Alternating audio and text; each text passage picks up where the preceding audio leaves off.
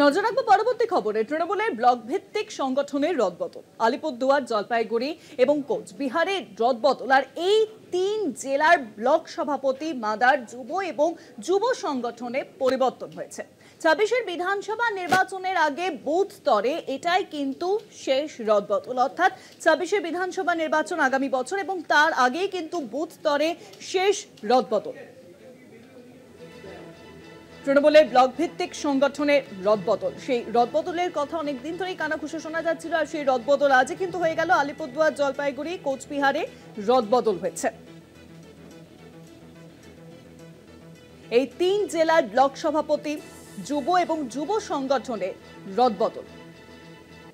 আরো জানাবেন, ফোন লাইনের সঙ্গে রয়েছেন আমাদের বিশেষ প্রতিনিধি দেবজ্যোতি ঘোষ। দেবজ্যোতিদা, দেখো শুভাঙ্গী, গত কয়েকদিন ধরেই অভিষেক বন্দ্যোপাধ্যায় এবং সুব্রত বক্সি বিভিন্ন সাংগঠনিক জেলা নেতৃত্বের সঙ্গে বৈঠক করছেন এবং সেখানে ব্লক ভিত্তিক যে সংগঠনের পরিবর্তন তা নিয়ে তারা কিন্তু একটা তৃণমূল নেতৃত্বের সঙ্গে কথা বলে একটা দিক নির্ণয় নিতে চাইছেন এবং সেই মতোই কিন্তু আজকে তিনটি জেলার সাংগঠনিক রদবদল হলো।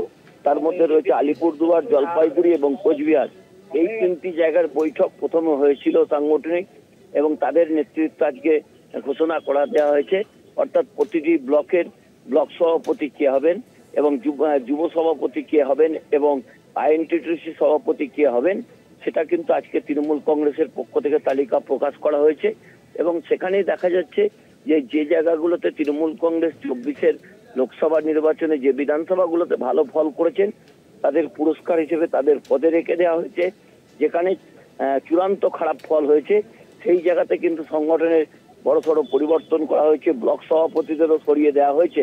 সেই জায়গাতে অত্যন্ত গুরুত্বপূর্ণ আজকে তিনটি জেলার আলিপুরদুয়ার, কোচবিহার এবং জলপাইগুড়ি, এই তিনটি জেলার সংগঠনের পরিবর্তন করা হয়েছে।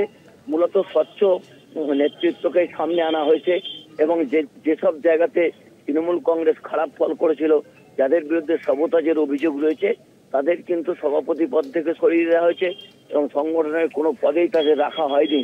অর্থাৎ দলীয় নেতৃত্বের সঙ্গে কথা বলেই কিন্তু এটা করা হচ্ছে। আগে কিন্তু অভিষেক বন্দ্যোপাধ্যায় এইভাবে করতেন না।